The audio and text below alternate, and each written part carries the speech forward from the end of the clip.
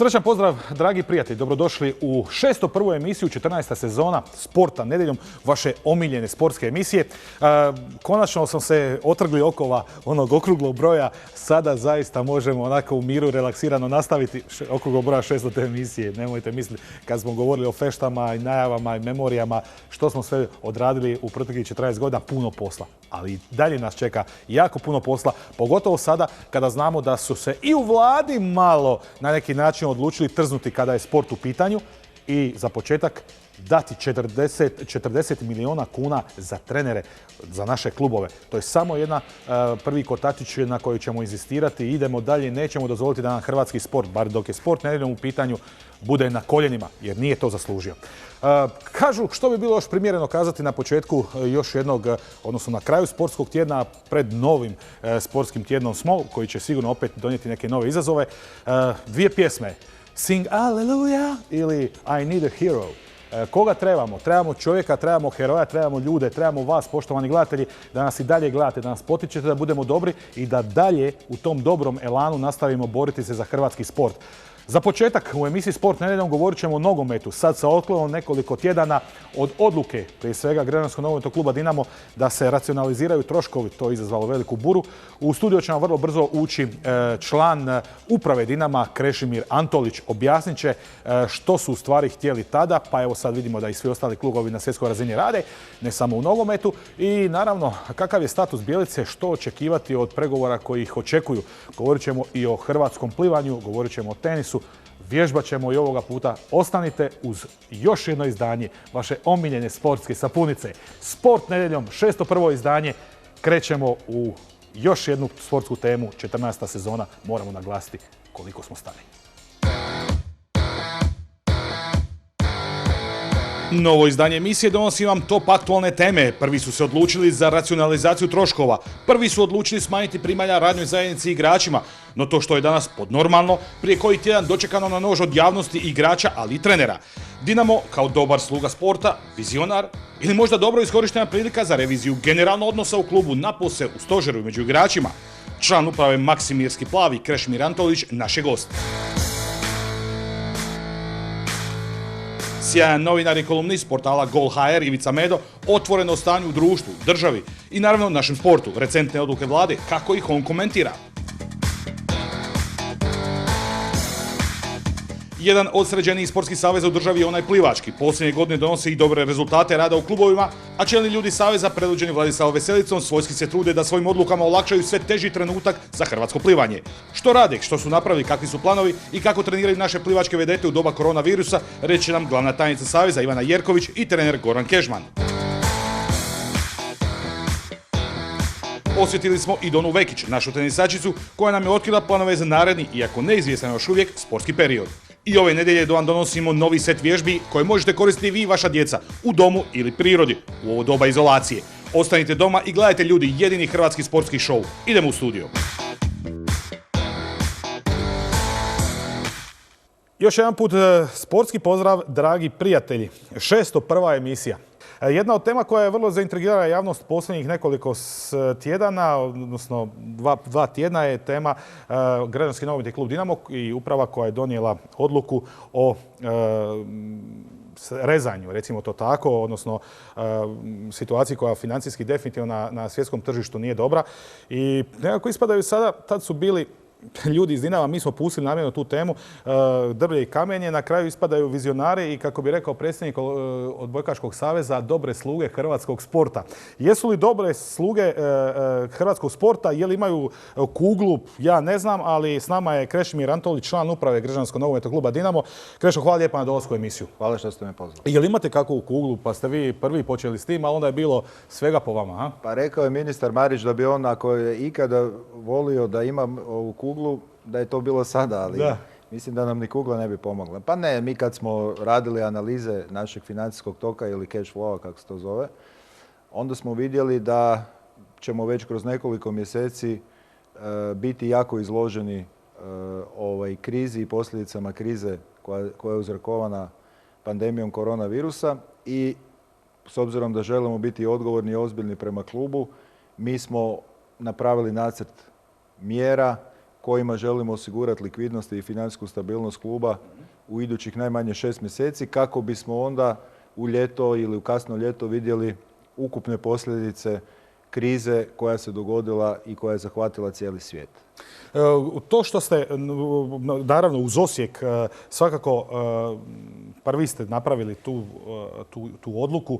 Neki savezi su donijeli odluku o prekidu prvenstva, mislimo na odbojku i na košarku. Dinamo je prvi izašao sa mjerama štednje. Sad tu riječ sam tražio na početku. Ono što smo rekli, je li bilo prebrzo, jeste trebali čekati, ali kasnije je nekako sistemom domino kockica se otvorilo to svjetsko tržište, pa zaključno sa odlukom FIFA koju su interpretirali i članovi sindikata. Naime, moram kazati da smo zvali u emisiju 2-3 puta gospodina Marija Jurića, glavnog tajnika udruge Hrvatski nogometni sindikat, ali ne, nikako se nismo našli. Oni su malo drugačije interpretirali neke odluke FIFA, ali FIFA je bila jasna, jel? Pa dobro, vi ste sad pitali da li smo bili ishitreni. Ne, ja mislim da smo bili pravovremeni, da smo bili vjerodostojni i da je zapravo ovaj dokument FIFA koji je sad donijet dao nama u potpunosti za pravo. Mi na tome ne likujemo, iako smo prošli veliku kalvariju i medijsku hajku koja se dogodila nakon objave naše odluke, nego jednostavno smo mirni jer smo od početka bili sigurni u ispravnost onoga šta smo donijeli. Žao mi je što nema nikoga iz sindikata, zato što su, nažalost, čelnici sindikata svojim paušalnim i površnim izjavama one koje bi trebali štititi i čija prava bi trebali štititi, a to su igrači, odveli u potpuno krivom smjeru i u slijepu ulicu.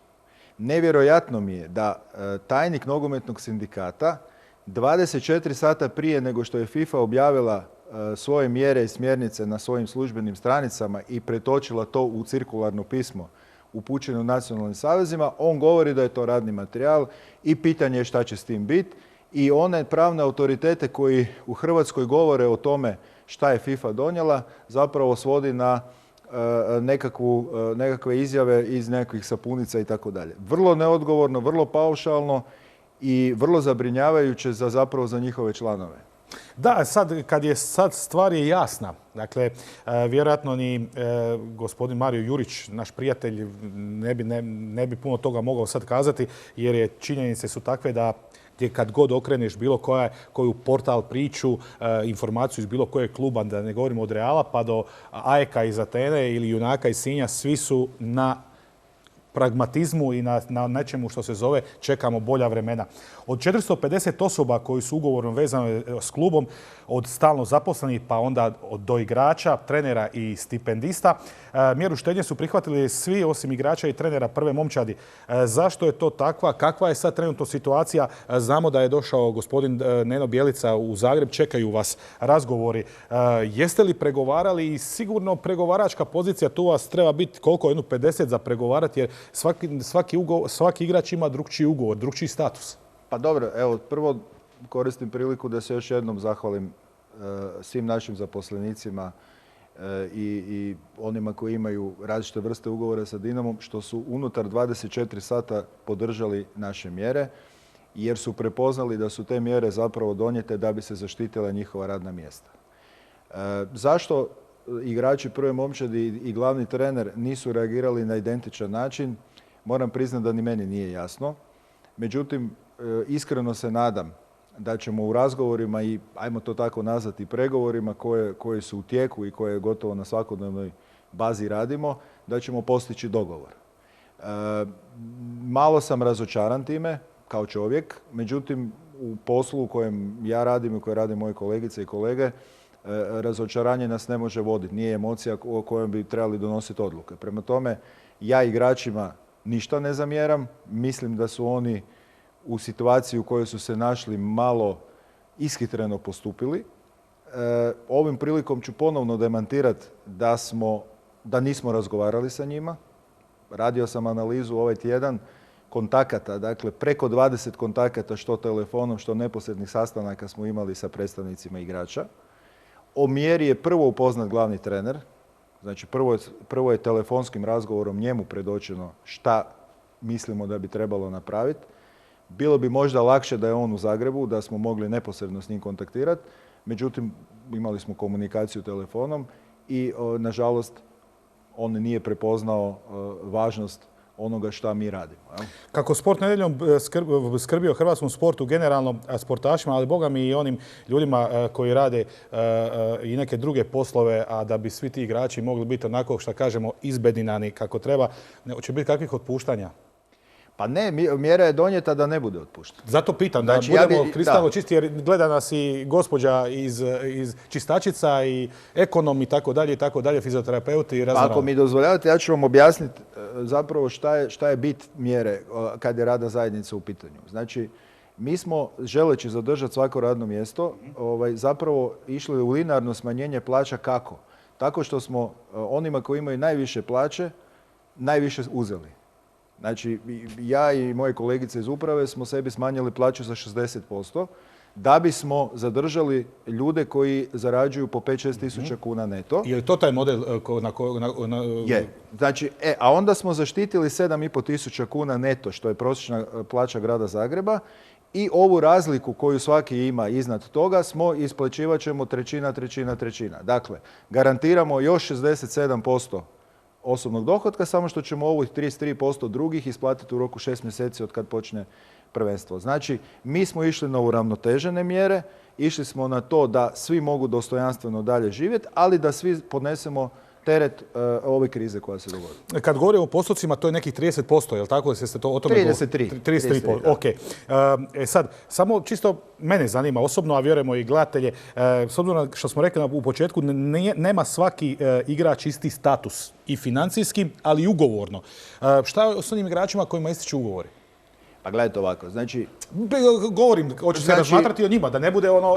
Svi, znači i ove FIFIne mjere koje su donijete, oni govore o proporcionalnosti i srazmjeru i da budu zahvaćeni svi. Dakle, međutim, na konkretnom Dinamovom primjeru, 85% naših igrača ima ugovore na 3 do 5 godina. Znači, ovdje se treba gledati šta je to na godišnjoj razini, ukupnoj masi ugovora i šta je to na ukupnom ugovoru. Prema tome, znači recimo nekakav igrač koji zarađuje 500.000 eura godišnje i ima ugovor na 5 godina, on gubi ovom mjerom na godišnjoj razini 16,5%, a na ukupni ugovor 3,3%. Prema tome, mi smo išli sa umjerenom varijantom da bismo si dali šansu da možemo dalje isplaćivati ugovore i preuzete obaveze. Sad, s obzirom da Dinamo je po svemu poseban klub, ne samo zbog 10 titula uzastopce, zbog sjajnih rezultata koji su ostvarili u Europi i zaista guštali smo kroz Euroligu, kroz Ligu prvaka i tako dalje. Što god Dinamo napravi, pod svetima je reflektora. Odmah tamo izvještavanje, krizni stožeri, šatori i tako dalje. Je vas malo iznenadilo kako su vas izbombardirali, ali prije svega ne na način da kažu, gledajte, aj sad mi objasnite, Krešo, što ste napravili, zašto ste napravili, pa pokušali dobiti odgovor s druge strane, nego odmah nekako činilo mi se onako, pustili smo mi u Sportu nedjeljom namjerno 2 tjedna nek se ispušu baloni, sada se više to ne spominje, a sad mi pričamo. Sad me zanima, je li to baš uvijek mora biti tako kad je Dinamo u pitanju, a to vi namjerno jer ste to htjeli, vi kuhate neku kombinaciju? A gledajte, kad je god kriza u Dinamu, ili naznaka krize, ili umjetna kriza, kako god hoćete, onda se aktiviraju uvijek isti. Uvijek isti novinari, uvijek iste udruge i tako dalje. I onda sve stavljaju u kontekst Mamića, nekakvih... Šta će biti kad Mamića jednog dana za 50 godina ne bude? Pa dobro, da, to se i ja pitam. Dakle, i sad gledajte, vi imate uvijek isti model. Onda oni počnu pisati, pišu paušalno, površno, bez argumenata. Onda koriste mržnju dijela navijača prema Mamićima i onda se tu dešava jedna atmosfera linča. Onda su zagrebački nadvožnjaci okićeni našim prezimenima, izljevima mržnje, govorima mržnje i tako dalje. Naravno da je žalosno da to u medijskom prostoru nećete naći, dakle da imate na 5 nadvožnjaka prijetnje smrću i meni i mojim kolegama i Mamićima i tako dalje. I sad kad se pokazalo da smo mi u pravu, i da smo mi zapravo potpuno u pravu i da je FIFA donijela mjere koje smo mi donijeli prije 15 dana ili 20 dana, sad toga više nigdje nema. A ništa, spakuju se plate i ostavi se za neku drugu. Tako je, znači dečki gase kompjutor i prebacuju se na neke druge teme. Međutim, htio bih još nešto reći. Ovaj puta, koliko god smo istrpili to što smo istrpili, nije nam to drago, naravno i ružno je. ovaj puta će oni koji su pisali za ono što su pisali dobiti tužbe. Opa. Da, i moram reći sad za ovo tužbe, zato što nije to bez veze kazano, jer razgovarajući sa jednim našim odvjetnikom u Hrvatskoj, neću reći u Zagrebu, nego u Hrvatskoj, rekao mi je jednom kad smo razgovarali inače u emisiji Sport nedjeljom, znaš Ante, kad si govorio o košarci pa je bio Nebojša Čović iz Crvene zvezde, pa tema ovo, tema ono, znaš, ima neki stvari koje su ljudi izgovorili u tvojoj emisiji, a koji su tuživi. Dakle, nisam ja ko voditelj ih izgovorio, nego gosti, a ja sam se ogradio, ali svejedno, dakle, svi mi moramo u principu početi malo paziti šta pričamo. Pa gledajte, neargumentirano, govorimo neargumentirano. Mi možemo polemizirati o istoj temi od jutra do mraka, ako ja imam svoje argumente, a netko s druge strane svoje. Argumenti su drugo. Međutim, diskvalifikacije na osobnoj razini, uvredljivo, klevetnički, bez argumenata, to neće proći ovaj put. Da, meni je sad žao, zaista mi je žao što niko iz sindikata nije došao. Dario je bio spriječen, ja ga potpuno razumijem, ali stvarno je Mario Jurić, iako i on imao zdravstvenih problema u obitelji, možda smo mogli malo drugačije to da kaže svoju rečenicu, ali dobro, sad imamo rješenje. Ajmo mi samo sekundu, ovaj naputak FIFA koji je kazan, naglasimo ga još jedan put. Koje su osnove tog dokumenta, još jednom? Pa znači, osnove dokumenta je dogovor. Dogovor između klubova i igrača o smanjenju troškova za plaće. Sad, tu ima različitih varijanti jer različite države imaju različite primjere. Neke države poput Španjolske imaju to regulirano nacionalnim zakonodavstvom. U nekim državama su napisani kolektivni ugovori između igrača i klubova. Mi nemamo ništa od toga. Kao država Hrvatska. Kao država Hrvatska. I FIFA ovim dokumentom daje za pravo klubu da jednostrano, da se pokuša dogovoriti, naravno, što je i nama apsolutnom interesu, ali da ako dogovora nema, da može ići na jednostrano smanjenje plaća. Pri tome treba zadovoljiti nekoliko elemenata. Znači, treba zadovoljiti element ekonomske situacije kluba, znači šta je to kratkoročni financijski tok, šta je to dugoročni financijski tok i učinak COVID-19 na te financijske tokove. Zatim da se i pristupilo u dobroj vjeri, da se išlo razgovarati i pregovarati, da je srazmjerno, znači prema svima i da se onda gleda šta je sa ekonomskim statusom svakog pojedinog igrača. Sve ove elemente mi zadovoljavamo u apsolutnom opsegu, međutim, kako nam je cilj i kako se želimo do zadnje sekunde dogovoriti sa našim igračima, mi još uvijek pokušavamo razgovarati i pregovarati da bi oni shvatili da je to zapravo sve usmjereno radi zaštite njihovih stečenih prava.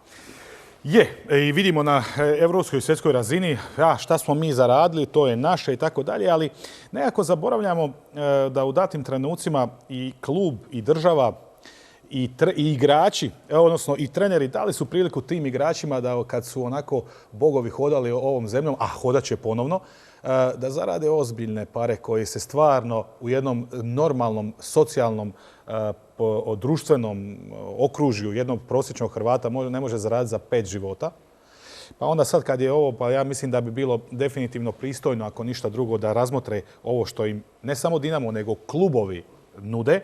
A ono što je isto tako važno, prateći društvene mreže, bogme, nisam pročitao nijedan loš komentar kad su odluke klubova u pitanju. Dapače, komentari su, oni imaju novce, oni imaju ovo, oni imaju... I pogotovo kad govorimo o hrvatskom društvu u kojem nema TV prava, u kojemu nema ulaznica, u kojemu klubovi doslovno žive od svojih prodaja, pa dajte ljudi kad ste uzimali novce i kad ste zaslužili vaše novce, malo socijalno osjetljivo. A znate šta, Mislim, to govorimo kao emisija koja je socijalno osjetljiva i prema našim partnerima u datim trenucima, jer sada je situacija takva, čekat ćemo neka bolja vremena. Najgore bi bilo gledati nogometaše, pa tako i nogometaše Dinama, kao pijane milijunaše.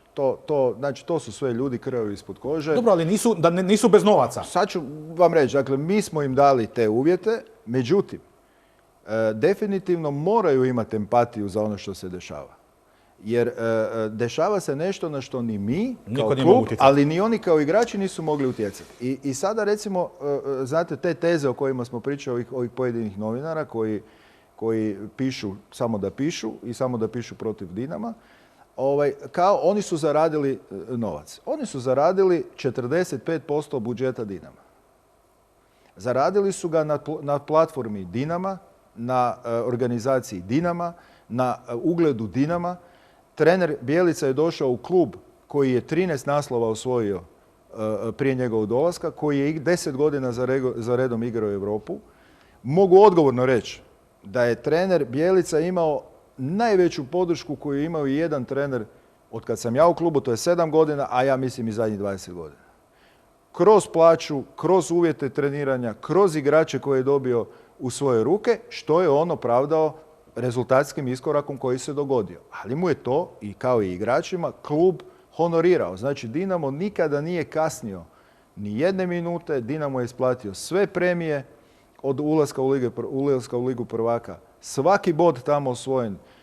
Apsolutno svaku stvar smo honorirali. Potužili bi se oni u emisiji ili bilo gdje, već bi mi našli nekakvu izjavu njihovu, nisu mi platili ili zakinuli su me i tako dalje. Prema tome, ovo definitivno je vrijeme jednog zajedništva, jedne sinergije između kluba i igrača. Jer ako smo imali sinergiju kad smo bili dobri, kad smo osvajali bodove i kad smo Zagreb digli na noge, onda trebamo imati zajedništvo i sada. I ja sam siguran da ćemo ga imati. Ok. Sada, ajmo da demistificiramo, da nam i vrijeme ne pobjegne, onaj moment sada odluke. Odluka je donešena i sad sa jednim vremenskim odmakom zaista vidiš da je, kažem, i Osijek, kad govorimo o nogometu, ali vidimo i na drugim sportskim platformama se ide u tom jednoj racionalnoj odluci oko financiranja, bar ovaj period, da se malo vrati ta nekakva gospodarstvena krvna slika, da postane malo bolja. Neko će kazati da sad se ovo iskoristilo da se riješi se Bjelice. Kao imate, u stvari konkretno pitanje, je li bilo kakvih prijepora prije ovoga pa se ovo iskoristilo da se obračunate sa Bjelicom, navodne znakove? Ali ajde da se vratimo na početak. Znači, Nenad Bjelice kad je došao u Dinamo 2018. godine, došao je aklamacijom cijeloga kluba. Tada je već dobio ozbiljnu plaću i dobio ugovor na 2 godine. Nakon godine dana mi nismo morali s njim potpisivati novi ugovor. Zašto bi ga potpisivali kad je čovjek imao važeći ugovor? Potpisan je novi ugovor sa duplo boljim uvjetima. Za njega i za njegov stožer. Gledao sam, analizirao sam njegove izjave unazad godinu dana. Pa znači on ni u jednom trenutku, ni jednim slovom nije rekao ništa negativno o Dinamu, o Zdravku Mamiću, o bilo kojem pojedincu iz kluba. Bio je prvi koji je rekao da ga je Zdravko Mamić, da mu je sugerirao Zdravko Mamić da dođe u Dinamo. Tako je. Prema tome, mi da smo htjeli i da smo stvarali negativnu klimu prema treneru, onda smo mogli reagirati. Nakon izgubljenog kupa prošle godine, nakon ispadanja u četvrtfinalu ove godine, nakon nesretnog gubitka 2 boda protiv Šahtara. Međutim, niko to nije potencirao. Nakon Osijeka u kojem je bio izrazito nervozan, gdje je zapravo klub izložio i ostavio na vjetrometini u 4 iduće utakmice, od koje su 2 bile najvažnije, Hajduk i Rijeka. Klub je stao iza njega, klub je stao iza njegove žalbe i klub je kroz pravne mehanizme napravio da on sjedi na klupi protiv Hajduka i Rijeke. Tako se ne ponaša klub ili ljudi u klubu koji ne stoje iza svog trenera. Da, jasno. Da, ali nekako kroz ovaj razgovor imam i dojam se stječe, ne samo ovaj naš razgovor, nego inače da je nekakva suradnja, bez obzira što i postoji aktualni ugovor, da je vrlo teško, da će se pronaći u stvari jedno pravično rješenje u koje će biti zadovoljen i klub i Nenad Bjelica, što znači da ćete, ne trebate žuriti, ali vrlo brzo početi razmišljati o novom šefu struke. Ja ću samo reći ovako. Nenad Bjelica je aktualni trener Dinama. Kad se za to steknu uvjeti, on će doći u klub, mi ćemo sa njim razgovarati. Ja nikada neću, pogotovo ne javno, reći jedno slovo protiv našeg trenera i ovo sve što sam vam rekao, to su činjenice koje nisu usmjerene na njega kao osobu, nego to su jednostavno činjenice koje demantiraju ove teze da se iskoristila situacija da bi se rušio trener. Jer mi smo sve radili suprotno od toga da nismo stajali iza svog trenera. A šta recimo da hipotetski kažemo sad da Bjelica kaže pa dobro, ok, pristajem na sve i ostajem u klubu? Vidjet ćemo, to je stvar razgovora. To je doista stvar razgovora i to ne bi niti komentirao, a pogotovo ne da sad mi javno prejudicirati neke stvari. Tako je, da ovdje gato. Dobro, ali nekako, ajde pa možemo mi nakon 14 godina postaviti jedno ovako pitanje, dovoljno utakmica i par kupa UEFA imamo. Pa onda gledaš logično, ako će biti jednog dana novi trener, a bit će jednog dana, kad će biti novi trener, vama neće onda odgovarati u klubu da sad dođe neki skupi trener, strani trener koji ima neke svoje ekstra vizije. Treba vam neko koji je u sustavu, koji pozna te nove mlade igrače koje ćete morati plasirati. Spominju se ta 2 imena, jer još uvijek su oni ti koji će jednog dana, ako dođe do smjene, kažem hipotetski, biti o kojima će se razgovarati. Govorimo o Romeu Jozaku i Igoru Jovičeviću. Pa doista mi nismo razgovarali o tome ko bi danas ili sutra ili za godinu dana trebao zamijeniti aktualnog trenera. Sigurno da Igor Jovičević koji vodi našu drugu momčad i koji je sa juniorskom ekipom napravio kolosalan rezultat kojeg mi možda u Hrvatskoj nismo do kraja niti svjesni koliko je to velik rezultat kad pobjediš jedan Bayern u Minhenu. Međutim, prerano je govoriti o tome i prerano Igor je tu, on je aktualni trener druge momčadi, imamo aktualnog trenera prve momčadi i pustimo da to jednostavno kroz razgovore, kroz vrijeme da svoje odgovore. Dobro, a Jozak? 20 godina u klubu? Pa tu nemam šta komentirati. Ja sam vrlo kratko radio sa Romeom. O njemu postoje dobri i kvalitetne recenzije, a sad opet, još preuranjeno bi to bilo govoriti. Dobro, evo ga, član uprave Građanskog nogometnog kluba Krešimir Antović bio je naš gost i hvala na dolasku i prije svega još jednom onako sad mirnom pojašnjenju, sad kad su se oružja ohladila, kad su koplja bačena u trnje. Želimo vam mudrih odluka. Šta drugo da kazate, čekaju vas pregovori, puno igrača, puno ugovora i jedan vrhunski trener. Pa gledajte, koliko god ova situacija bila teška za nas, prvenstveno u emotivnom smislu, jer smo očekivali jednu stvarno veliku sinergiju svih nas u klubu u ovoj krizi. Ja jako vjerujem da ćemo mi sa našim igračima postići jedan kvalitetan dogovor na bazi i na platformi naše odluke. Da ta odluka će biti dovoljna da preživimo i da u idućih godinu i pol dana zadržimo financijsku stabilnost kluba. Prema tome, sve naše odluke koje smo donosili su na bazi argumenata i na bazi zaštite Dinama. Jer Dinamo mora biti iznad svakoga od nas. Mi smo svi prolaznici u Dinamu. Neko traje duže, neko traje kraće, ali Dinamo je postojao prije nas i mora postojati poslije nas. Bili smo na, ne Jarunskom, nego na Bundeku, na jezeru, snimali smo prije neki dan i vidjeli smo da neki igrači jako dobro odrađuju svoje trenažne obveze. Nećemo spomenuti imena, znaju na koga mislimo. Za kraj, samo vrlo kratko, Krešo misli da će se nastaviti prvenstvo? Nadaš se? Mislim, svi se nadamo, ali... Pa gledajte, sigurno da mi kao sportski klub želimo da se nastavi prvenstvo na zelenom terenu, odnosno na travnjaku. Ali nemojmo zaboraviti da zdravlje mora biti u prvom planu. I nemojmo zaboraviti, donirali ste, malo to nekako ispod radara, vi ste krenuli sa donacijom, hvale vrijednom, ali su se ljudi ulovili ovih tema oko kresanja plaća, odnosno ugovora igračima. Nekako to je prošlo ispod radara, vaša donacija u vrijednosti od 1 milijun. Pa mi smo kupili 2 sanitetska vozila i donirali ih Zagrebačkoj hitnoj pomoći i $500 000 kuna zagrebačkim bolnicama Klaićevoj i Petrovoj. Gledajte, to je važno naglašavati. Ne može nas niko zaprljati i niko ne može zaprljati neraskidivu vezu koju imaju Dinamo i Zagreb. I Dinamo će uvijek biti na raspolaganju svom Zagrebu i Zagrebčanima. I ne može to ni jedno napisana rečenica ili prilozi ili odlomci nas spriječiti u tom. Mi sada pomažemo i Crvenom križu i različitim udrugama i pojedincima i radit ćemo to uvijek. I ne može nas niko zaustaviti. S obzirom da sam emotivna osoba, a ovo je nacionalna emisija, ne smijem reći da sam se naježio, ali neće se ljudi ljuditi, ovo su posebna vremena, jer kaže se naježio na Dinamo u Splitu, pa će ti kazati ovi u Zagrebu zašto se naježio na Hajduk. Neko će sve zadovoljiti, ali ovako hvale vrijedne stvari treba naglasiti, koje ćemo naglasiti još u emisiji kada su naši partneri u pitanju i ljudi koji su u državnim službama, rade i te državne firme koliko su pomogle u ovim kriznim situacijama, ne samo gradu Zagrebu, nego i našem zdravstvenom dijelu u borbi protiv koronavirusa. Hvala vam na dolasku, Krešo, u emisiju. Želimo puno sreće i da Dinamo bude na tragu svih ovih godina. Biće sigurno i hvala vam što ste me pozvali. Idemo dalje, mi ćemo malo o plivanju u nastavku, govorit ćemo o tenisu i govorit ćemo ono što je vrlo važno, a vidim da ste se svi naložili u zadnje vrijeme o tome kako je krasno vježbati u sport nedjeljom i to na otvorenom, a za vrijeme izolacije. Ostanite s nama.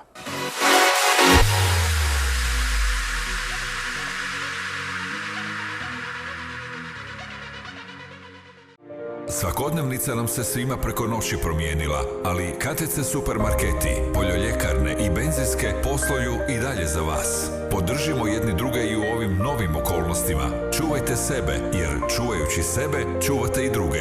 Vaš KTC. Ispitaj, istraži, isprobaj, izvidi, skloni se, isplivaj se, ispuši se. Zavuci se unutra. Izvuci se van. Pogledaj. Pogledaj opet. Slijedi kompas i izgubi se za svijet oko sebe. Jer svaki dan otkriješ nešto novo.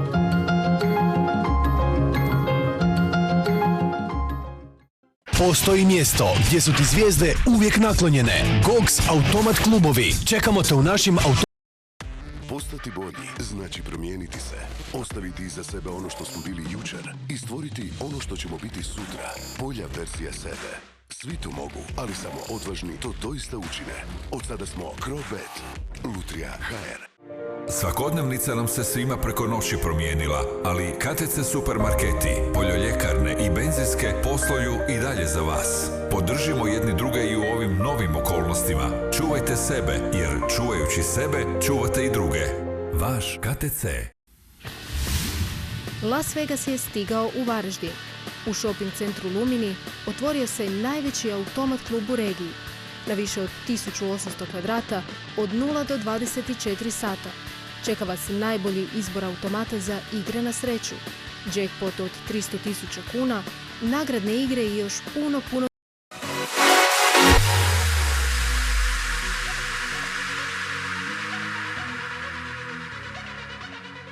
U emisiji Sport nedjeljom nemali broj puta volimo ugostiti naše drage kolege, sportske novinare koji predano rade za hrvatski sport 365 dana u godini. Ivica Medo sa portala Gol.hr. Ivice, prije tjedan dana 600. emisija, radili smo reminiscenciju i negdje sam naišao na neke naše kadrove prije jedno 10 godina, a smo bili mali. S ove perspektive to su bila jako lijepa vremena, naravno uvijek su vremena lijepa kada ste mlađi. 10 godina nije malo, tako da lijepo se toga prisjetiti. Iako je bila i onda kriza, sjetit ćemo se, taman je počelo negdje u Hrvatskoj, bilo je to neki prelaz, ali mislim da je sad i ozbiljnija situacija. Dosta zbog svega što se događalo zadnjih mjeseci, Hrvatska se dovela u situaciju da ovisi o turizmu. Imate jednu ovakvu sezonu ili dvije, ili možda zauvijek, tko zna kakva će biti situacija kretanja, putovanja. Nije to uopće nemoguće da to bude na duži rok. Ljudi će sve manje putovati ako se ove pandemije počnu pojavljivati češće. Tko kaže da se neće pojaviti neka sljedeća. Ne želimo plašiti ljude, ali sve opcije trebate u mogućnosti. Znači ozbiljna država, ozbiljna tvrtka, ozbiljni sportaši, ozbiljan klub mora imati više scenarija. I odgovori na ta scenarija. Bojim se da kod nas nema ni jednog scenarija. Držimo u ruci odluku, obavijest o postupanju vezano odluku Vlade Republike Hrvatske krovnim športskim udruženjima o ograničenjima korištenja sredstava predviđenih državnim proračunom Republike Hrvatske, riječ je o odluci, i financijskim planovima izvan proračunskih korisnika državnog proračuna za 2020. godinu. Ministar financija Zdravko Marić morat će doći u emisiju Sport nedjeljom i neke stvari detaljnije objasniti, iako u posljednje vrijeme ga baš ne možemo loviti ni za glavu ni za rep, jer nekako sport je uvijek na 12. mjestu kada je frka u državi. Dajte, napravite dobru reviziju šta ste mislili raditi kroz 2020. godinu. Ono što vam ne treba odmah vam oduzimamo, a i ono što mislite dobiti to ćemo razmotriti koliko vam treba. Ne piše se dobro sportu ako je ovo u pitanju, jer sad smo rekli da ovisimo o državnom proračunu. Mislim da situacija će biti vrlo teška. Pa nikad nije blistava bila situacija što se tiče financija hrvatskog sporta. Hrvatski sport je uvijek u postotku dobivao manje nego neke druge države, realno. To su ne loše stvari. Dobra je stvar, ako tu ima uopće dobrih stvari, što će doći do pročišćavanja. Naš je problem što taj novac uglavnom, i taj novac koji nije bio neki basnoslovan i preveliki s obzirom na uspjehe hrvatskog sporta i značaj hrvatskog sporta u hrvatskom društvu i koji je jasan i svakome jasan, gdje je taj novac odlazio? Opet se plaćala birokracija najviše. Bojiš li se da će se to dogoditi i ovoga puta? Pa naravno. Pa što će se promijeniti kod nas tek tako? Pa ništa, stvari se ne mijenjaju tek tako nikada. Sad će Hrvatska jedanput početi nešto proizvoditi, a nije proizvodila kad je bila privredna ekspanzija u cijeloj Europi i svijetu. Mi smo opet kaskali, ljudi su nam odlazili iz države. Sindikati će svoje barikade postaviti na Markovu trgu, oni će se boriti za svaku lipu, da se pritom apsolutno ne mislimo na vojsku, policiju, medicinske sestre, učitelje, ali zna se na koga se ova naša možda poluprimjedba ili primjedba, kritika odnosi. Misliš li da sportaši malo previše šute? Apsolutno. Pa sportaši stalno Ja ne šute. čujem sad ni jednog našega proslavljenog sportaša koji je u Hrvatskoj, koji baštini hrvatski sport. Ne govorimo o Modriću, o Bojanu Pa Bogdanoviću. naravno, pa neće se profesionalni sportaši koji zarađuju basnoslovne svote, to njih neće pogoditi. Svi šute. Da ne zarade ni euro više, što oni imaju više, pa oni su zaradili za 100 života, to nije. Evo reći ću i to, da ne preskočimo. Pa mi znamo da je posljednjih godina su ljudi primali, uzimali one od Zagrebačkog sportskog saveza. Ja sam vidio tu listu u svojim očima. Ljudi koji su sportaši, profesionalni sportaši, zarađuju milijune, uzimali su onih 3,5 tisuće kuna. Tu korekcije na svim stranama trebaju napraviti. Taj 1% hrvatskog sporta koji je od, ne znam, 280.000 registriranih sportaša, 1% je profesionalnih. Ovo ostalo su sve igrači, sportaši 14, 15, 16, 17 godina koji ovise o toj državnoj ili lokalnoj dotaciji. Koji je naš nacionalni plan, državni plan, da vidimo što je pod sportom, da vidimo u situaciji krize kako se stvari rješavaju. To ozbiljne države imaju sve. Jel vjeruješ ovim ljudima koji vode hrvatski sport? Pa ja ne znam koliko će oni uopće biti u stanju nešto napraviti u ovoj situaciji. Nemam im što vjerovatni, nevjerovatni, nisu nešto posebno sposobni, iskreno rečeno. Do sad nisu pokazali mi nekakvu pretjeranu sposobnost, jer u trenutku kad imaš fantastične uspjehe hrvatske reprezentacije, ti ne uspiješ izvući više novca za hrvatski sport iz proračuna. Pa kako ćeš kad je ogromna kriza? Ajde, budimo realni, mislim. Kukalo se, plakalo se, a nisu uspjeli to. Pa pogledaj što je HNS napravio od hrvatskog srebra. Drugi savezi bi zaradili milijune na to, samo na tome. Kakav scenarij je onda napravio, recimo, Dinamo, pa i neki drugi naši klubovi koji su još drastičnije napravili, nekako se na nož dočekala odluka u Maksimiru. Je li to možemo sad reći da su to bile mudre odluke? Pa oni su to morali napraviti, to je jasna stvar. Mislim da su to nisu izveli na jedan taktičan način, jer Dinamo nije isto što i ostali klubovi u Hrvatskoj. Realno. Jer kad Osijeku smanjite plaće igračima, predsjednik im može reći a što ste zaradili. Dinamo je zaradio, u stvari igrači su zaradili novac. I sve što se zaradilo, zaradilo se u jesenu. Proljeće se ništa ne zarađuje. S te strane, tu postoji puno pitanja i nisu igrači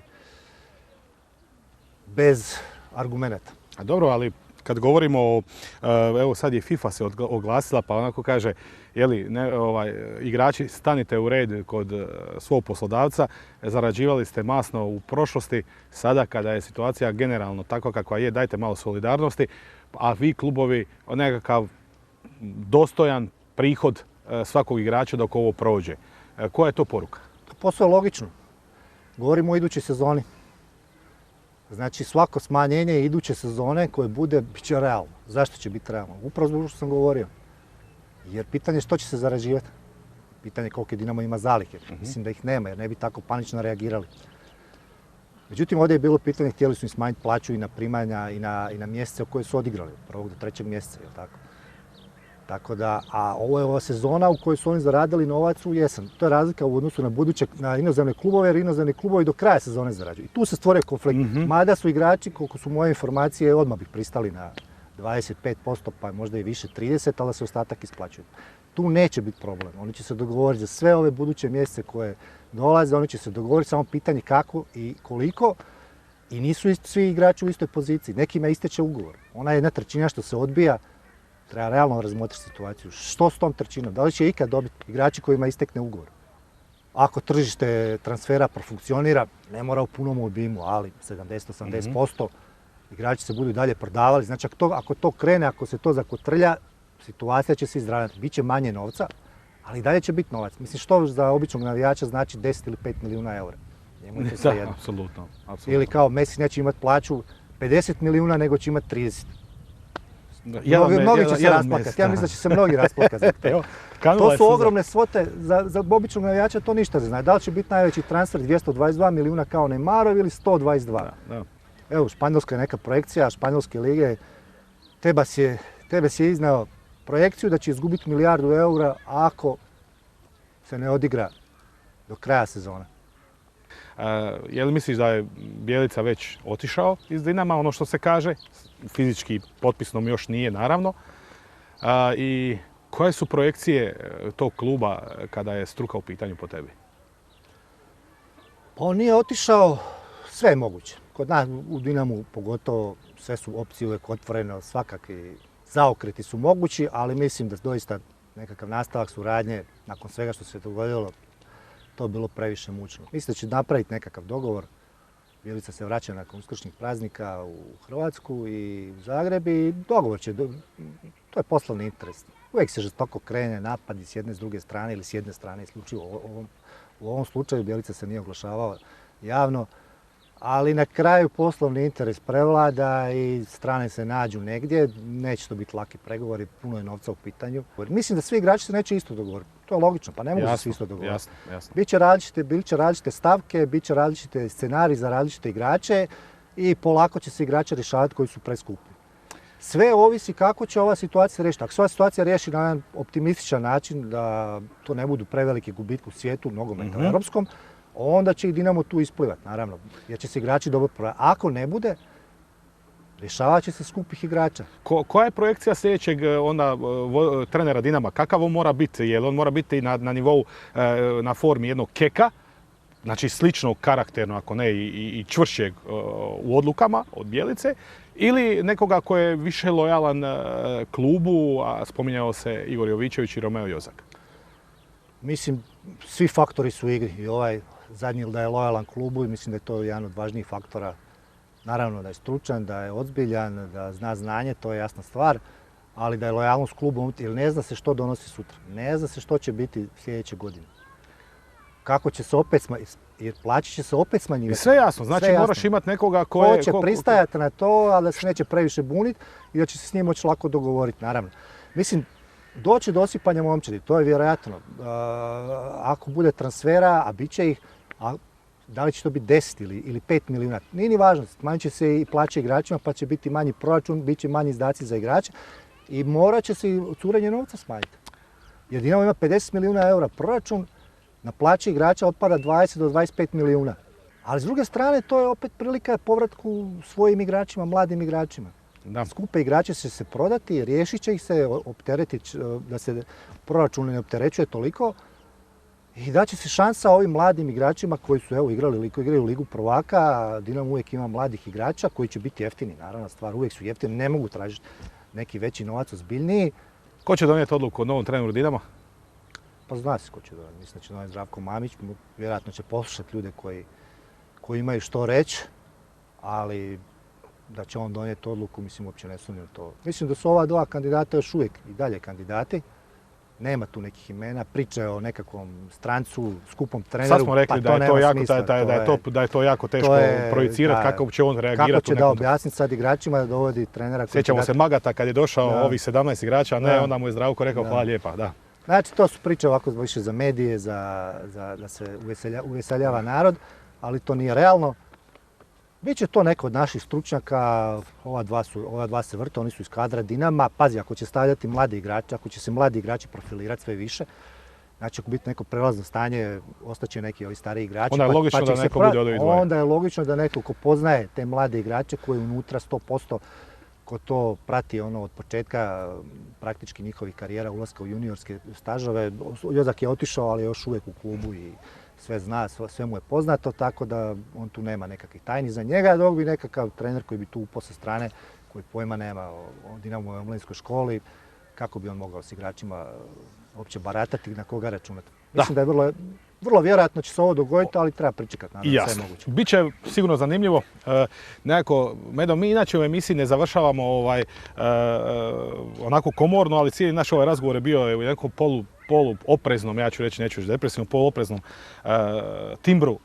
Nadamo se da neće to tako sve skupa završiti, da ćemo biti ipak pozitivni i da ćemo ti i ja raditi sjajne priče o hrvatskom sportu u narednom periodu. Mislim da trebamo realno i istinito govoriti u ovom slučajima. Sijati lažnu nadu je najgore, jer su onda velike razočaranje. Ali moramo pričati. Ali moramo pričati i sve opcije imati u interesu. Neće biti smak svijeta ako budu sportaši imali manje novca, pa neće se nikom ništa. Najvažnije je zdravlje ljudi i da ljudi opstanu i da prežive. Sportaši će se snaći, preživjet ćemo mi svi, a samo da budemo zdravi i tako i sportaši. I s manje novca. Pa bilo je situacija, pa sjetimo se Domovinskog rata i ondašnjih zarada i koliko se primalo. Igrao se nogomet i tada, znači neće doći do propasti. Zarađivat će neki ljudi manje, puno manje, ali ne treba ih žaliti, oni su svoje novce već zaradili, ništa ne brinite. Ne Oni će- brinemo se. ništa se za njih ne brinite, tako da nije to crno s te strane. Da. Nije ništa se neće dogoditi ako bude manje novac, samo neki zdravlje. Samo svima. neke zdravlje. Evo nekako sa osmijehom smo završili razgovor. Gledajte Sport nedjeljom, čitajte Ivicu Medu, njegove kolumne na Gol HR-u. Ostanite uz program Sporta nedjeljom, 601. emisija, 14. sezona. Stvarno smo stari, ali nećemo o tome, to ćemo uz kavu kasnije. Idemo dalje.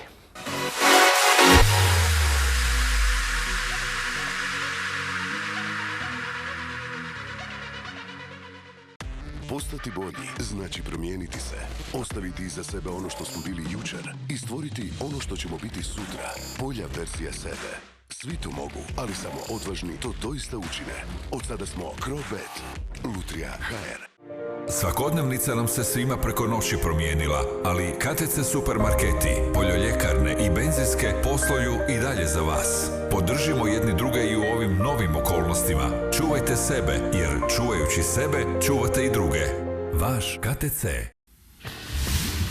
Las Vegas je stigao u Varaždin. U shopping centru Lumini otvorio se najveći automat klub u regiji. Na više od 1800 kvadrata od 0 do 24 sata. Čeka vas najbolji izbor automata za igre na sreću. Jackpot od 300.000 kuna, nagradne igre i još puno Svakodnevnica nam se svima preko noći promijenila, ali KTC supermarketi, poljoljekarne i benzinske posluju i dalje za vas. Podržimo jedni druge i u ovim novim okolnostima.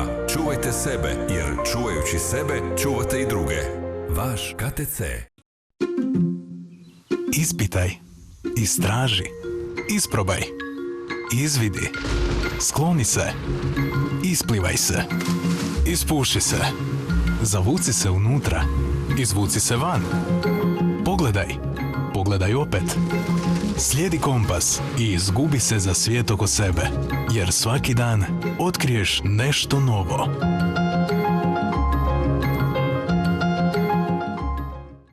Postoji mjesto gdje su ti zvijezde uvijek naklonjene. Gogs Automat klubovi. Čekamo te u našim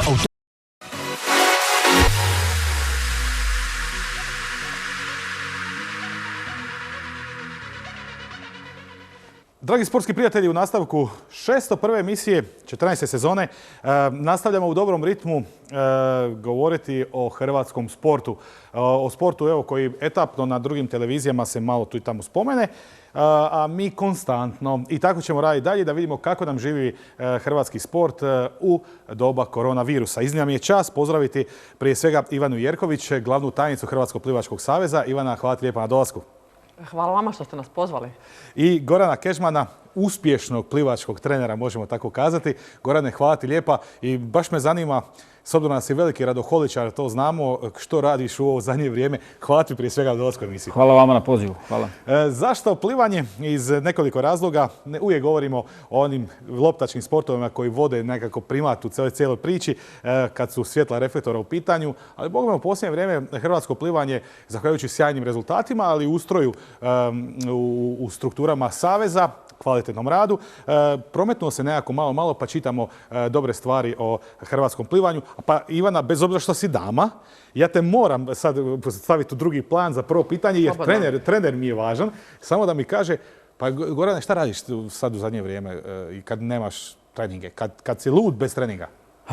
Treniram samostalno za sebe. Dobro. Nešto, mislim, ono što je. A s druge strane, pokušavam održati maksimalno moral odnosno plivačima i trenerima u klubu općenito da prebrodimo ovu krizu što bezbolnije i da se što prije vratimo na štoperice. I trenutno sad štopam kako se peče kruh.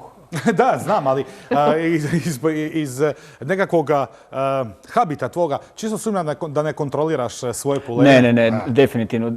Kontrola je tu, WhatsApp grupe rade, bacio sam se u vaše vode, snimam video materijale, svaki dan radim te neke video treninge koji šaljem, pokušavamo na sve moguće načine motivirati tu djecu kroz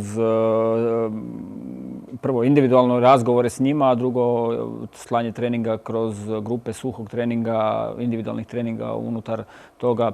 Čak sam se bacio na to da sam prije samog te kako bi se rekao, karantene, odnosno zatvaranja, izolacije, uzeli smo gume, napravili smo kolega i ja 20 pari guma, složili Bauhaus, odrezali neke cijevi, složili djeci da mogu raditi neke specifične treninge vezano za plivanje. Što rade sada naši ovi glavni poleni, mislimo na ove mlade snage koje su nam u prvom redu i izašle pred kamere, Marin Mogić, Franko Grgić, Pao Brovac, za sad ne nabrajam, ima ih, hvala Bogu, jako puno. Pa oni su u svojim matičnim klubovima, matični treneri na isti način šalju treninge, oporavljaju se od nekih ozljeda koji su imali i u principu rade na sebi kao i svi drugi sportaši trenutno. To je od doma. Oni koji imaju mogućnost nekog individualnog treninga unutar nekih malih bazena, što recimo je sad izašlo kroz te neke američke trenere i plivače, da jednostavno kupuju te neke manje bazene, to su, ajmo reći, protočni bazeni, kao malo veći džakuzi i treniraju. Koliko ja znam, naši to za sada nemaju, ali moguće da neko individualno radi doma ako ima neki bazen. Vlada Republike Hrvatske je prije koji dan sa jednom mjerom koja je, ja se nadam, malo potaknuta bila i čestim navodima i pričama o problemima hrvatskog sporta i o našoj emisiji. Pa evo i 40 milijuna kuna za trenere koji su fizioterapeute, sve one osobe koje su nam iznimno važne u funkcioniranju bilo kojeg kluba, sigurno će dobro doći da se prebrodi ta kriza, taj prvi korak da se napravi. Isto tako najava je vrlo brzo da će moguće kod relaksiravanja atmosfere krenuti možda i treninzi naših profesionalaca po strogim uvjetima. O tome ćemo u nastavku. Ono što me sad zanima kada govorimo o ustroju Hrvatskog plivačkog saveza, evo godinu i koliko dana je predsjednik Vladislav Veselica na čelnom mjestu. Jesam li tu negdje? Godinu i 3 mjeseca. Pa dobro, to sam neka godinu i nešto. Na čelnom mjestu Hrvatskog plivačkog saveza puno ambicioznih ideja, puno ambicioznih planova, programa koji su se najavljivali i koji su se ostvarivali i koji će se, naravno, sigurni smo i ostvariti. Jedna od njih je, naravno, Hrvatska pliva, hvale vrijedan projekt. Prije svega moramo to naglasiti da se omogući svima što, Ivana? Cilj programa Hrvatska pliva je znači da se u kurikulum školstva u Hrvatskoj vrati plivanje kao obavezna nastava od 1. do 4. razreda osnovne škole. To je nekada bilo tako, sada kreće pilot projekt koji će biti baziran na 5 gradova i nadamo se da će biti uspješan i da će ga znači Ministarstvo znanosti i obrazovanja prihvatiti u svoj program u kurikulum školstva za sljedeće godine. Je li to nekakva naznaka, pitanje za oba dvoje, da kad mi govorimo o hrvatskom sportu u kojem smo sportska nacija, nema šta nema, treba nam mali komadić okidača prostora, mi napravimo vrhunski rezultat, da mi u stvari u Hrvatskoj malo i plivamo? Ili smo loši plivači? Pa iskreno malo plivamo. Nekakve statistike statistički podaci koje smo radili prije samog početka pripreme ovog projekta, znači 46% djece u dobi od 6 do 10 godina su neplivači. Evo ga na. Što je za Hrvatsku poražavajuće, s obzirom da smo zemlja na moru i... Plivačka zemlja, morska zemlja, vodena zemlja. Treneru? Da, to je poražavajuće i to je jedan od velikih problema kod nas, jer mi smo mediteranska zemlja, mislim, more. To nestvarno zvuči, taj postotak neplivača. Ali vjerujem da tu ima i dosta utjecaj, baš toga što neke stvari nisu možda podređene konkretnom planskom razvoju sporta. To znači da bi trebali vratiti se na te one univerzalne škole gdje bi dijete od 4, 5, 6 godina krenulo sa bazičnim sportovima i onda i kasnije distribuirali kroz sve druge sportove. Međutim, sad to je već, ajmo reći, pomala na privatnom vlasništvu, odnosno klubovi su većinom traže što mlađa godišta, jednostavno sve to vezano jedno za drugo. Ali koliko je to znam, ali zaista kada ovako govorimo o postocima, prvo ljudi koji se generalno bave sportom u Hrvatskoj, pa onda, evo sad govorimo o plivanju, mislim stvarno, šta je bilo da nemamo Jadransko more, koliko je to u stvar jedne sportske, društvene, socijalne higijene u svemu tome? Hrvatskog naroda, govorim generalno. Prije svega treba reći da plivanje nije samo sport, to je vještina važna za preživljavanje, za život. I smatram da bi svi ljudi trebali znati plivati. Ono što je vrlo važno, upravo ovaj projekt Hrvatska pliva, kojeg si navela, Ivana, je podržala Vlada Republike Hrvatske objeručke. I dakle, nije bilo 2 sekunde promišljanja. Nije bilo 2 sekunde promišljanja. Oni su znači usvojili naš prijedlog, odlučili su da projekt Hrvatska pliva ide. Središnji državni ured za šport je u 12. mjesecu pustio natječaj na kojem su se prijavili klubovi. Sad, nažalost, još uvijek čekamo rezultate jer zbog COVID-19 smo svi na stand-byu. Da. Kad govorimo o Hrvatskom plivačkom savezu, nije to jedina vaša akcija. Dosta se brinete o infrastrukturi, odnosno pokrenuli ste brigu oko infrastrukture, posebno nekako naglašeno je prema Splitu i splitskim bazenima, ako me sjećanje ne vara. Istina. Znači, kreće se u obnovu bazena na Jadranu, na plivačkog kluba Jadran, na Zvončacu. Oni će dobiti balon i novu strojarnicu, koliko sam upućena. Tu je opet nam Vlada Republike Hrvatske izišla u susret. Mislim, mi imamo u Splitu 2 naša bisera, Franka i Marina, koji jednostavno moraju imati sve uvjete da bi nastavili ovako kako su započeli. Jasno. Hoće li osim Splita biti nekako naglasak i na ostatku Hrvatske? Čini mi se da sam negdje pročitao da nije baš loša statistika kad govorimo, Gorane, možeš ti uključiti o broju bazena u Hrvatskoj? Pa da, nije loša, međutim fali nam i trenerskog kadra. Trenerski kadar je s te strane dosta slab i treba nam definitivno vremena da to sve zaživi. Da. Hrvatski plivački savez, moram priznati da prateći naravno situaciju, strašno me puno zanimala kako naši sportski savezi reagiraju u doba nesvakidašnje. Pa je li čekaju da im neko drugi servira informaciju, je li čekaju da im neko drugi donese odluku ili imaju svoju nekakvu internu životnu inicijativu u sebi. Hrvatski olimpijski odbor već na vrijeme je upozorio na neke stvari koje bi se mogle dogoditi zbog ove pandemije i Hrvatski olimpijski odbor, imamo tu dopis. Isto tako vidimo još od 24. travnja mi se čini da je Hrvatski plivački savez, tako je, uputio dopis Ministarstvu rada i mirovinskog sustava.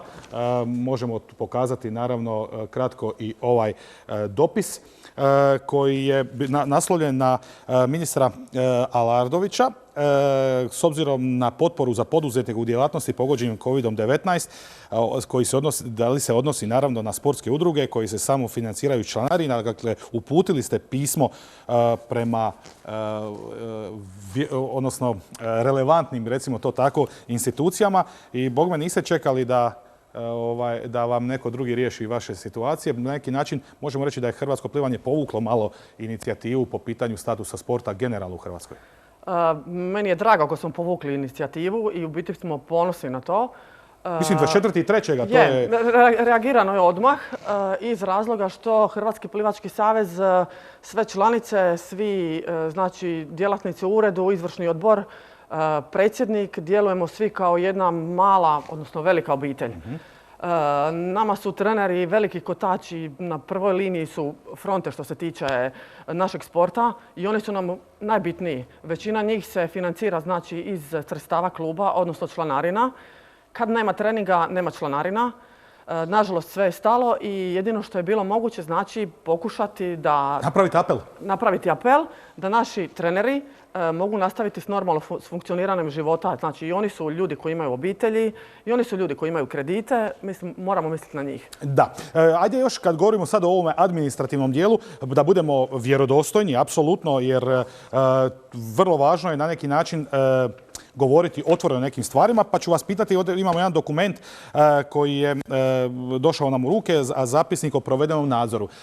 Bilo je u nekom trenutku, čini mi se, od dijela članova izvršnog odbora, mislim da se radilo o profesoru Leki, gospođi Šiljeg i još jednoj osobi, je li tako, gospodin Goran Popović, da, evo tu piše. Imali su neke primjedbe? Oni jesu imali primjedbe. Hrvatski plivački savez radio je... Na skupštinu, da li je jedna skupština nešto bila u 12. mjesecu prošle godine regularno odrađena? Da, skupština je regularno odrađena. Hrvatski plivački savez radi po statutu Hrvatskog plivačkog saveza, po pravilniku o radu skupštine. Znači, mi nismo izlazili iz nikakvih okvira.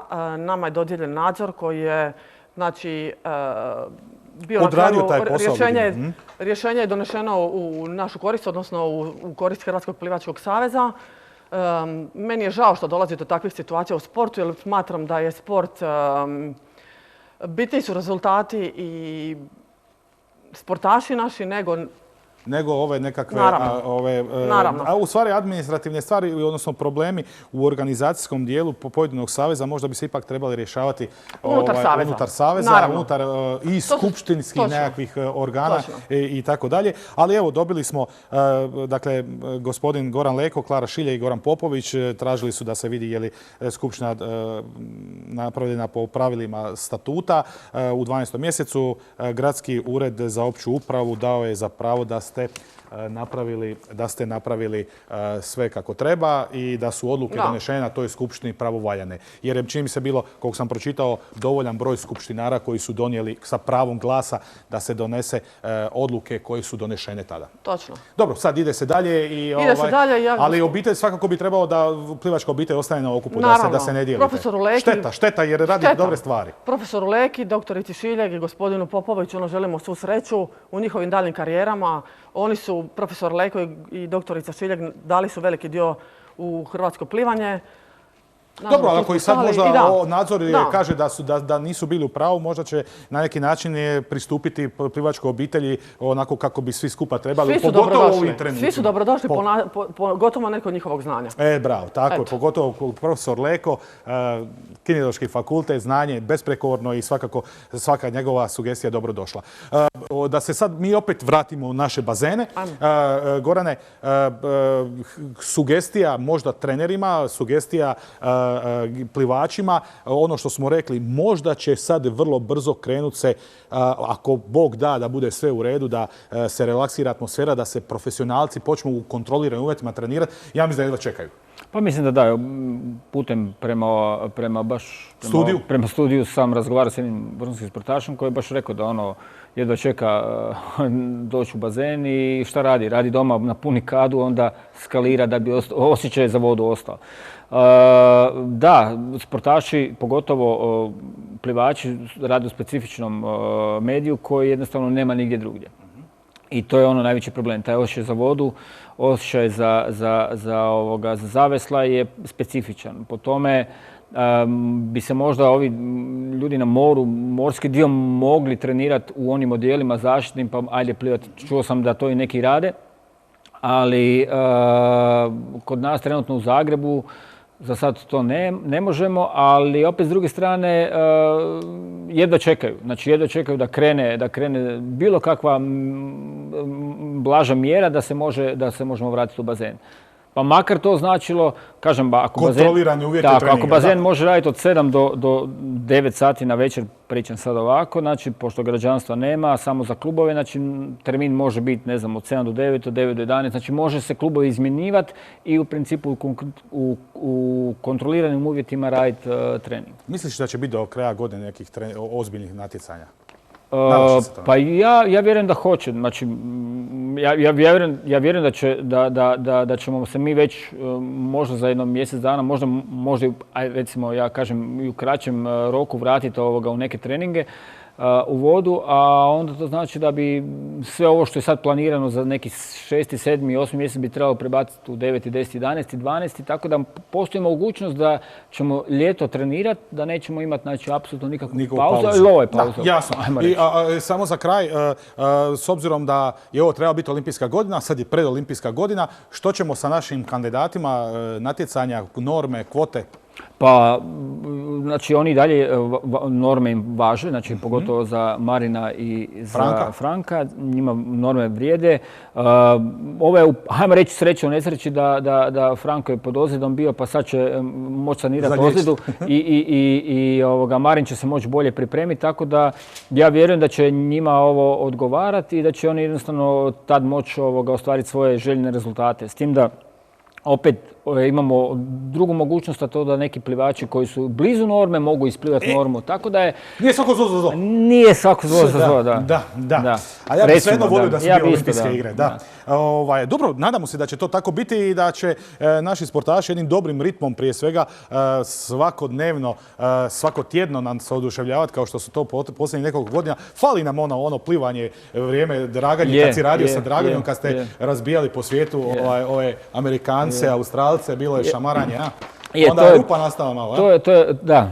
Evo, baš prekjučer sam bio razgovarao sa Adrian Nathanom, on je njihov olimpijac i ikona. Imali smo neki zajednički poziv Draganja Čavić, on i ja, i radili smo neko predavanje nekoj djeci u Washingtonu.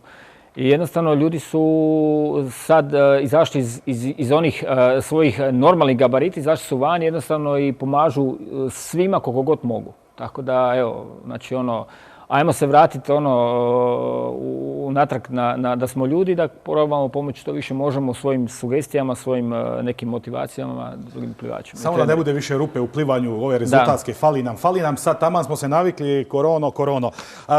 Moram za kraj samo jednu stvar kazati, predsjednik Saveza Vladislav Veselica je čovjek koji radi u JANAF-u, je li tako, koliko me sjećam vara? Pa sad, s obzirom da je JANAF partner emisije Sport nedjeljom, ali nema nikakve veze sa ovim što sad ću kazati, moramo naglasiti i naše partnere kad već koristimo ovaj servis da je predsjednik Saveza tamo. JANAF je donirao bolnicama 5 respiratora, 250.000 kuna, akcija Zajedno za Zagreb, Hrvatska protiv koronavirusa. Zatim, osim toga, skoro društvo je odlučilo bolnicama donirati 5 respiratora u vrijednosti 1 milijun kuna općoj bolnici dr. Ivo Pedišić iz Siska, 5.000 medicinskih zaštitnih maski u ukupnoj vrijednosti 21.000 kuna. Sestre milosrdnice su dobile dezinfekcijske sredstva za dezinfekciju u vrijednosti 555.000 kuna. Svaka čast, tako treba državne firme skrbiti o državnim resursima, ljudima, situacijama ovim nesvakidašnjim. Morali smo to naglasiti jer svaki partner koji brine o hrvatskom i skrbi o hrvatskom sportu, brine o hrvatskim sportskim emisijama, a i o hrvatskim ljudima, vrijedan je spomena u nacionalnoj sportskoj emisiji Sport nedjeljom. Dame, gospodo, hvala lijepa na dolasku u emisiju i svako dobro želimo. Hvala vama.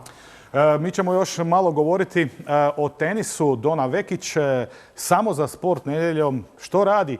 Je li uopće išta radi?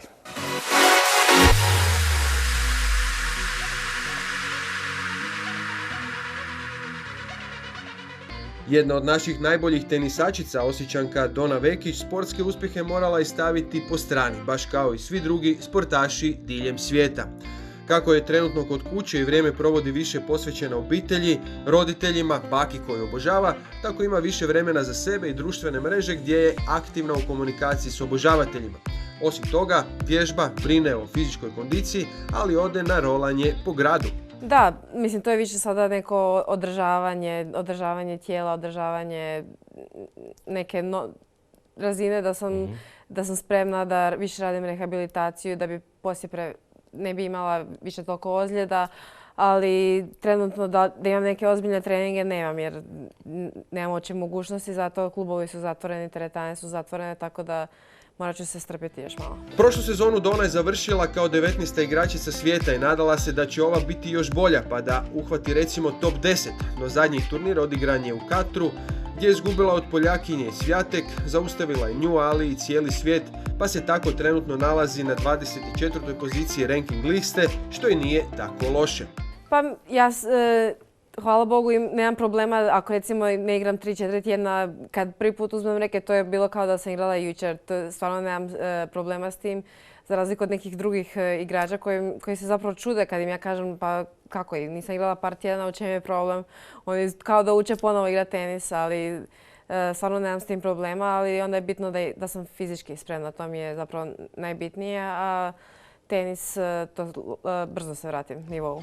Sa svojim timom godišnje provodi i do 45 tjedana, što je sada u ovom trenutku nemoguće i svojevrstan psihički šok, jer se ne možeš posvetiti onome što radiš i voliš. No Dona kuha, gleda filmove, ali uči francuski ili ti jezik ljubavi, što možda znači da se sprema za neku novu vezu, iako je rekla da nakon prekida s Vavrinkom svoju energiju ipak usmjerava prema tenisu. Pa nadam se da će se ovo što prije riješiti, da ćemo što prije početi igrati turnire. Naravno, što je duža pauza, to će vjerojatno biti više poteškoća i problema poslije, ali ne želim sad razmišljati negativno. Mislim da će sve to biti ok i da, mislim, ljudi vole sport i to je pozitivna stvar za mene. Prva koja voli sport, a drugo da ljudi vole i gledati sport, tako da mislim da će se to, kad se malo smiri situacija, će se vratiti po staro. U svojoj karijeri nije sva sreća iskusila, mislimo zbog ozljede, ovako dugačku pauzu bez turnira, jer kako kaže, od svoje 10. godine nije toliko vremena provodila doma, no najteže joj pada što će biti otkazan Wimbledon, turnir kojeg i najviše voli, a i u predposljednjoj sezoni napravila je najbolji uspjeh dočekavši drugi tjedan tog Grand Slema.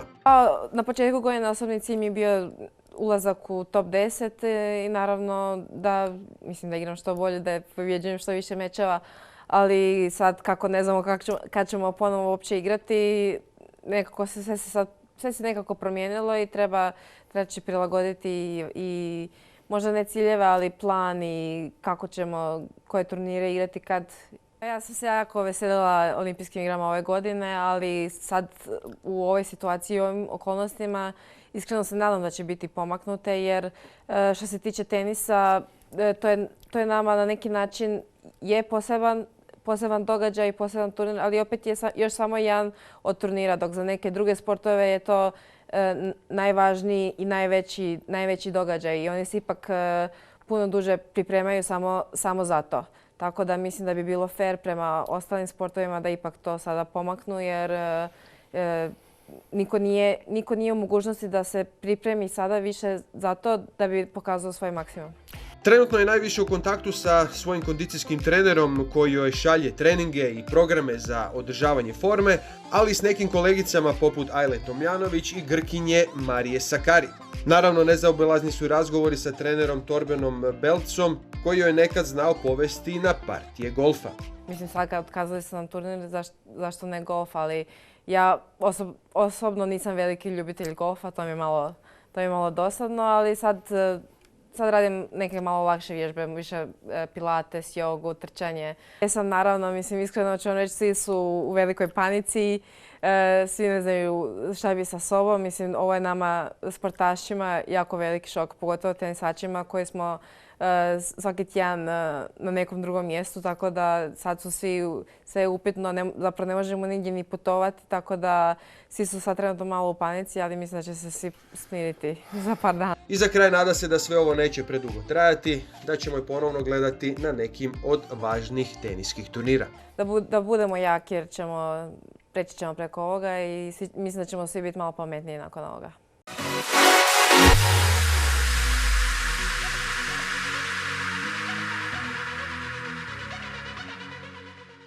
Kad te glad počne roštiljat na laganoj vatri. Vrijeme je da isprobaš roštilju Gladnim očima. Ukusno meso iz vlastite proizvodnje. Gladne oči postaće vaše omiljeno mjesto za svaku prigodu. 3 restorana u Zagrebu i 2 na Jadranu. Posjetite nas na gladne-oci.hr. Gladne oči za sit želudac.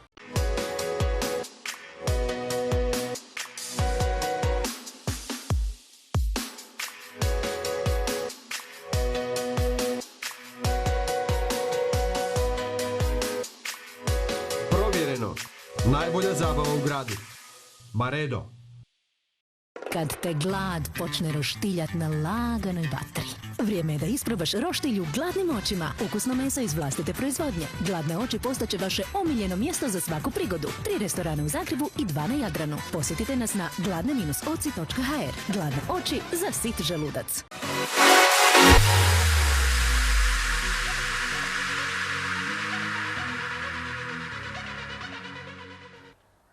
Bog svima, ja sam Tomislav Dolušić, kineziolog iz Zagreba, osnivač Hard Body i Born to Flow trening sustava. Dobrodošli na Hard Body 2.0 Next Generation. Nova generacija Hard Body treninga spremna je za vas. Vježbajte doma, vježbajte u karanteni, ali kada to prođe vježbajte u prirodi, u parku, na plaži, gdje god želite.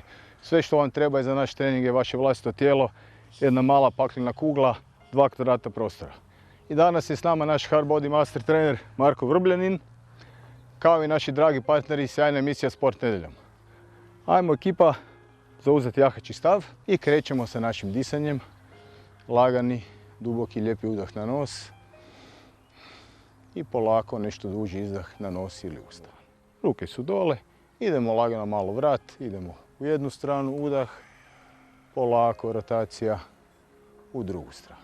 Ajmo malo odručiti, dođemo ovdje, dlanovi su prema gore i zarolamo ramena. Hop, dah vodi, polako dođemo u gard, ovdje smo ekipa i direkt. Hop, hop, skupimo se, idemo naše stupanje, suprotna ruka, suprotna noga i krenuli smo.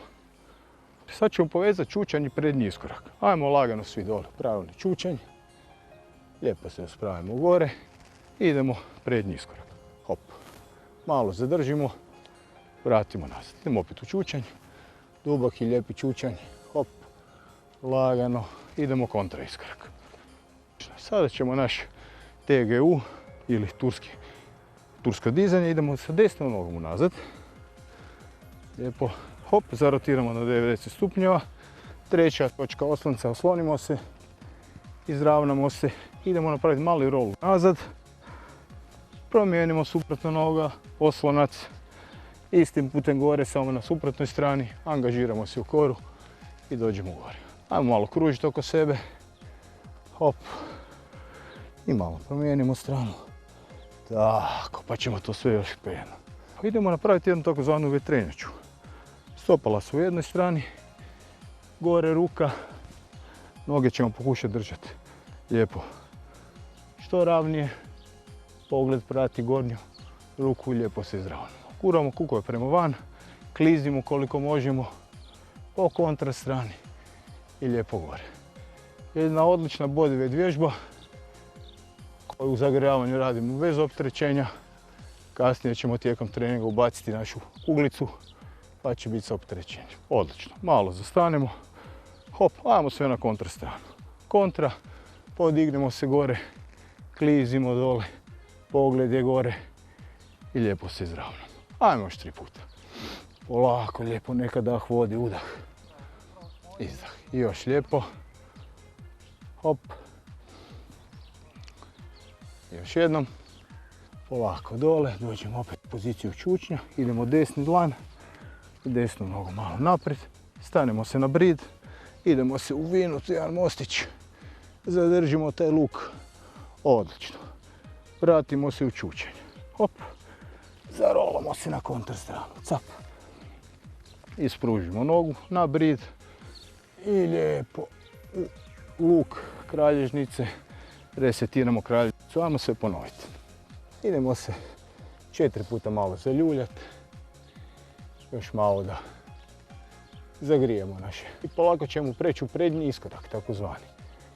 Stopalo, dođemo do otprilike do razine dlana, dignemo se gore i sa suprotnom nogom sjednemo naprijed. Točno, pravilno naprijed. I vratimo se nazad. Hop, hop, hop. Iz naše pračkice unazad, dajmo sve na drugu stranu. Hop, postavimo stopalo do dlana, dignemo se i iskoračimo. Teža varijanta, ostanemo u zraku, lakša tu. Ajmo sve ponoviti. Idemo se podignuti u naš stolić, zabaciti malo glavu od traga i lagano se ući u ljuljačku. Ako možemo, zadržimo se u zraku, ako ne, sjednemo dole. Ajmo još 3 puta. Dođemo u poziciju našeg starog dobrog medeka Dignemo se gore, prsa prema bedrima, idemo lijevom nogom gore u repić, pošaljemo koljeno naprijed, malo ga zadržimo, vratimo nazad gore repić, spustimo dole. Ajmo na suprotnu stranu.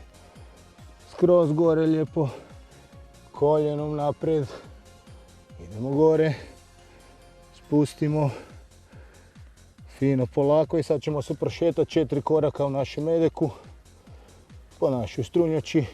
Idemo zavesla jedna ruka, hop, i zavesla druga ruka.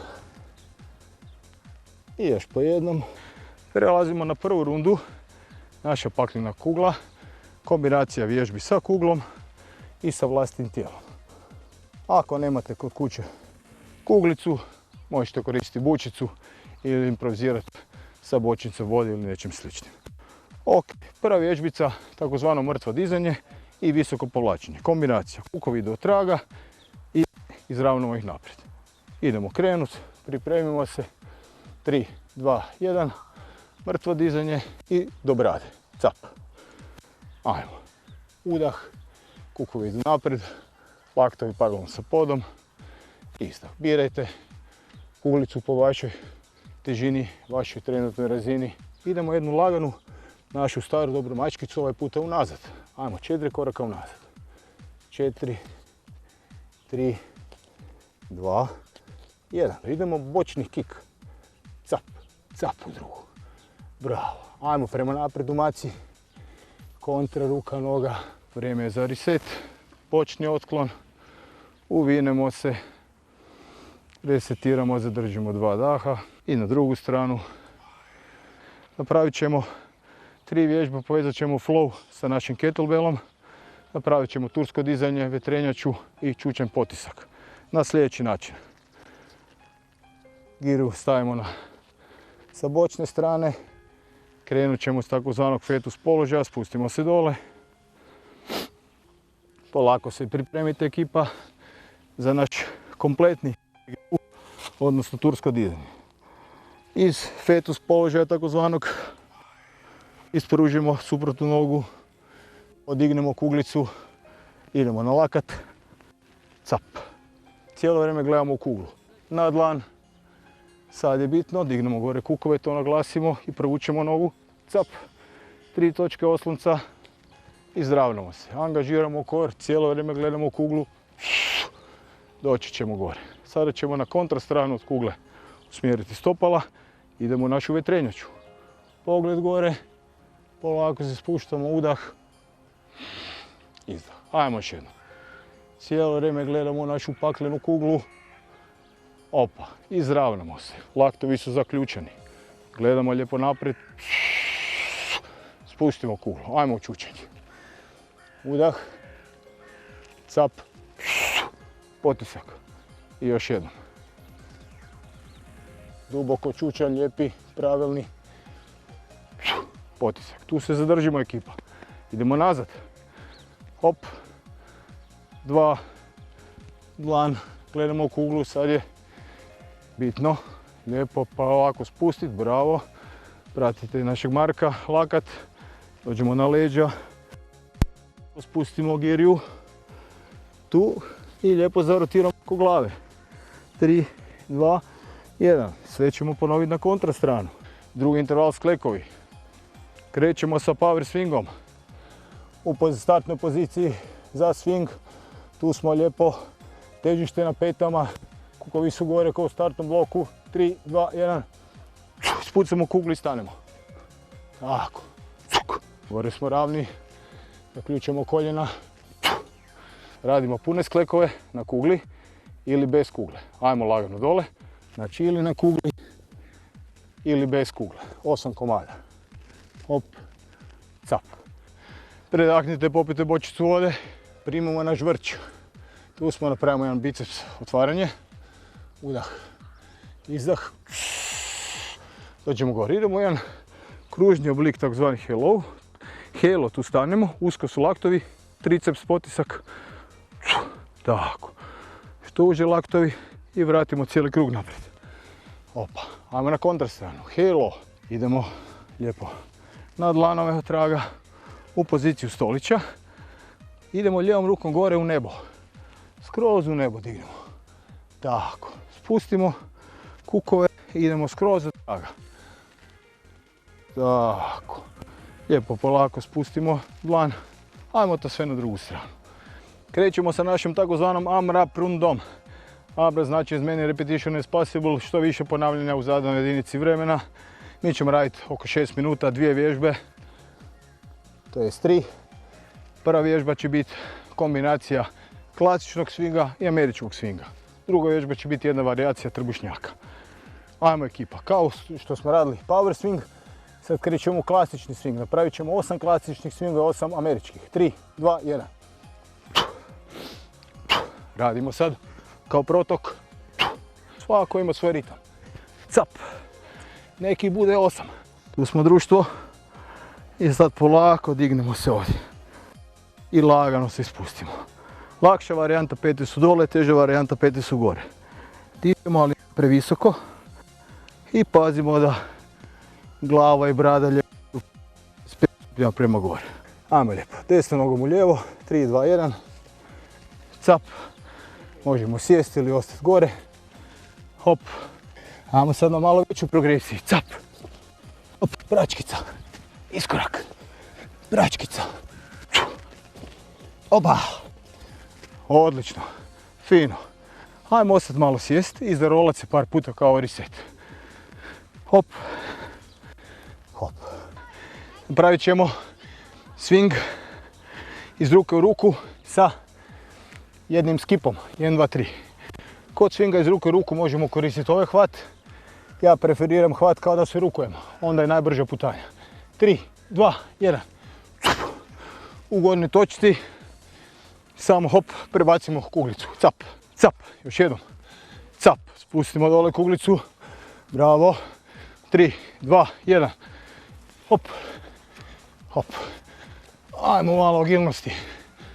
4, 3, 2, 1 i dobar.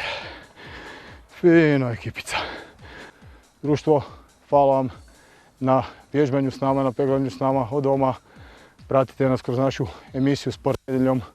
Pratite nas na našem Hardbody YouTube kanalu. Ako vam se sviđa ovo što radimo, stavite komentar, stisnite like i pretplatite se, pratite nas kroz sve naše treninge. Hvala vam lijepo. Flow on!